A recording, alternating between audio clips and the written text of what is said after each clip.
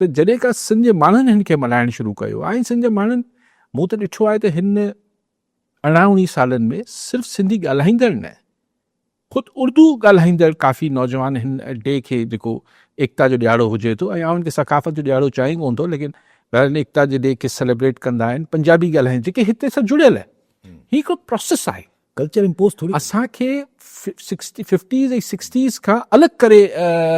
रखियो वियो पंहिंजे सियासत जे नाले ते त उहो वक़्त सां गॾु जेके ॾार आहिनि उहे भरिजनि पिया त हुनखे पाण छो छेड़ियूं हरू मतिलबु छेड़ण सां मुराद त हुनखे छो पाण एतिरी अहमियत ई छो ॾियूं जेका शइ में एतिरो जेका ॻाल्हि एतिरी फ़िलहालु अहमियत जोगी ई न आहे बाक़ी वही ॻाल्हि आहे त हर कंहिंजो पंहिंजो कल्चर त आहे ई आहे न किथे न कल्चर ॾिसो न हाणे हिते कंहिंजो न कंहिंजो त आहे यू सी पॉइंट इज़ के अगरि को माण्हू चए थो त मुंहिंजो ही कल्चर आहे मर्ज़ी आहे हुनजो करे वठे हाणे हिते डिफेंस क्लिफ्टन में तव्हां हिन एकता ॾियारे ते ई ॾिसो नौजवान 3/4 न हू सुथण आहे न पूरी पतलून आहे पर टोपी पाती 3/4 चॾे खां थोरो जेको पाईंदा आहिनि उहो नौजवान पाए मथे टोपी रखी टी शर्ट पातल मथां अजरक हाणे छा आहे सभु मर्जर्स आहिनि हीअ हिकिड़े हाणे उनखे उहे चवां ख़बरदार यार सुथण कमीज़ ग़लति तो करे बाबा सुथण कमीज़ पाए त पोइ त तूं टोपी अजरक पाए न त न पाए अरे ऐं केरु आहे फतवा जे हीअ त फंडामेंटलिज़म आहे बुनियाद परस्ती आहे इम्पोज नथो करे सघिजे न उहा ई ॻाल्हि तव्हां अॻिते हलूं पिया अच्छा सर अॼु क्रिसमस हो त असां पाण वटि त माना अलाह शुक्र माना सही तरीक़े सां फ़िलहालु सेलिब्रेशन थी आहे इंडिया में प्रॉब्लम्स थी पिया आहिनि को 20 खां 25 इंसिडेंट रिपोर्ट थिया आहिनि ऑल ओवर इंडिया जंहिंमें वेंडलिज़म कई वई आहे साड़ी बायूं ॾिनी वयूं आहिनि क्रिश्चियंस जी सेलिब्रेशन ते सो इंडिया में ही जेको हिंदुअता आहे हीअ हाणे सराहियत करे वियो आहे हिननि जी नस नस में हिननि जी जुडिशरी में हिननि जी फ़ौज में हिननि जी ब्यूरोक्रेसी में ऐं हेठि माण्हुनि में ख़ौफ़नाक ॻाल्हि आहे ऐं इंडिया जो सर्वाइवल ही जेको सेक्युलरिज़म जो नारो हो उन जेको नेहरूज़ ही गांधी ऐं नेहरू वारो ज़माने खां हो हिंदू त हू बि हुआ बाय रिलिजन पर हू मतिलबु हू इहो हिकिड़ी कॉन्शियस डिसीशन हो इंडिया आहियूं त इंडिया आहियूं हिंदुस्तान न आहियूं मतिलबु हिंदू न आहियूं सिर्फ़ु उहो ई हाणे सम्झनि था त हुनजी ज़रूरत न आहे त मुसलमाननि सां जेको कनि था ख़ुदि क्रिश्चन्स सां हीअ को पहिरियों दफ़ो न आहे त क्रिश्चन्स सां एॾी ज़्यादती थिए पई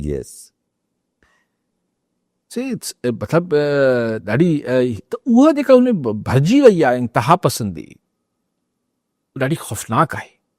हुननि लाइ बि ऐं इंडिया खे छा नुक़सानु न पियो थिए यकीननि थिए पियो तमामु नुक़सानु थींदो पर हुनमें उनजो असरु पाण खे नज़र में ईंदे थोरो टाइम लॻी वेंदो पोइ हीउ ख़ुदि जेको दिलत सां हीअ जेके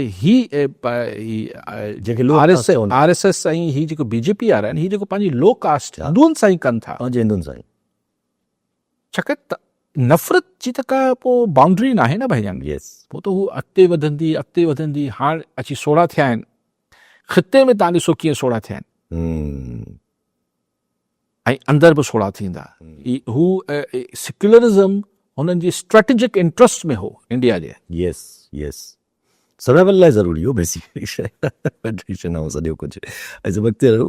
वरी PIA में अची वियो साम्हूं त फौजी फर्टिलाइज़र जेको आहे पाण मञियो बि आरिफ हबीब साहब त भई थी वियो आहे असांजो हुननि सां गॾु एग्रीमेंट फौजी वारा बि असां सां गॾु अचनि था पिया BIA जी निचकारी ते पीपुल्स पार्टी चए थी असांखे ख़दशा आहिनि पर एम्प्लॉइज़ वाइज़ ख़दशा आहिनि पर जेके इकोनॉमिस्ट वग़ैरह जेके वेठा आहिनि जेके तबसरा कनि था पिया उहे चवनि था डील त लाज़िम हुई प्राइवेटाइज़ेशन करणी हुई नुक़सान मां बचंदा असां पर ॿ ॻाल्हियूं हिकिड़ो त पर हिकिड़ी ॻाल्हि मेन जेका ॻाल्हि त भई तव्हां जेका 92.5% उन्हनि खे रीइन्वेस्टमेंट जो ऑप्शन ॾिनो आहे इहो छो ॾिनो आहे सर ॾिसो न ॻाल्हि इहा आहे त शुरू वारी ॻाल्हियुनि सां इनकार केरु करे त हिकिड़े नुक़सान में आइटम हो तव्हांखे या त हुनखे तव्हां कई दफ़े कोशिशि कई हिकिड़े भौंडे तरीक़े सां त हुनखे फिज़िबल कजे मुमकिन कोन जेतिरे वॾो तव्हां हुनजो एतिरो कमाए न पियो जेतिरो हुन ते ख़र्च पियो थिए एम्प्लॉय भरे छॾिया ही थियो हू थियो हाणे बि जेका ॿी ॻाल्हि मुराद अली शाह ख़दशो ॾेखारे पियो पीपुल्स पार्टी उहो बि ठीकु आहे त हाणे बहरहाल एम्प्लॉइज़ आहिनि उन्हनि खे को फज़ीलत भरियो वे आउट मिलणु खपे